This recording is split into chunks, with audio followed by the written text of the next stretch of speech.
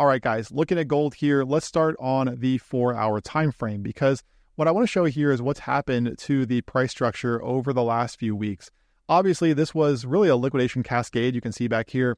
And this was just a case of buyers getting themselves in trouble here. And we knew it was coming, right? We knew that after this kind of rally from gold, it was going to eventually pull back and liquidate longs. And that's certainly what we got back here on this candle. And you can see that what was left in its wake were all of these single prints up here, starting at 41.65 all the way up to 43.14. So that kind of sets the stage now for where we are currently. Okay, so what's happened here over the past week or so, or a couple of weeks, is that we've seen gold now break below this area around 40.30, 40.60. So you can see the back here, we had resistance right here. We saw the market find some support through this area, some support again. However, it failed through here and broke back below here and failed to get back above recently. So this is what we're dealing with now. This is our range currently, and gold right now is pretty much in the middle of that range.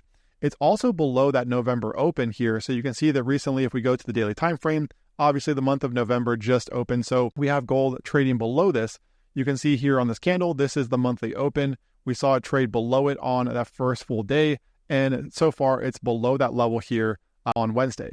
Now, this doesn't have to mean, though, that the market is bearish, because what you'll see a lot of times with these monthly opens is the market can often trade for a couple of days, on one side of it, and then eventually, it does break back above here, or vice versa. If you see it trade back above here for the first couple of days, it can trade below and then head lower. So in this case, what I'm trying to say here is that just because we're below this here for the first couple of days of the month, it doesn't mean that this is necessarily bearish. However, what it does mean when we look at the price structure, right, the November open aside, what you can see here on the 4-hour time frame is, again, we are holding below this area. So what it's going to take from bulls to target areas like this up here is going to be a close back above that November open on the high time frames, meaning daily time frame, really ideally, and also this 40.30, 40.60 area. So this is going to be the area right now that bulls have to reclaim in order for gold to extend higher up here toward those imbalances.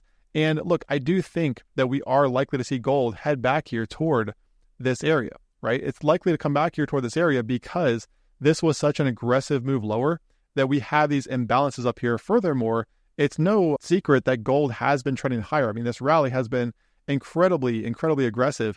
And I just don't think that when you get this kind of momentum, typically when you get this kind of momentum, it doesn't just fall like this, right? It doesn't just happen like that. Typically, you get the market coming down here, liquidating longs, and really trapping shorts as well through this area. And then eventually you get it breaking back above here to target those imbalances. That's typically what you get.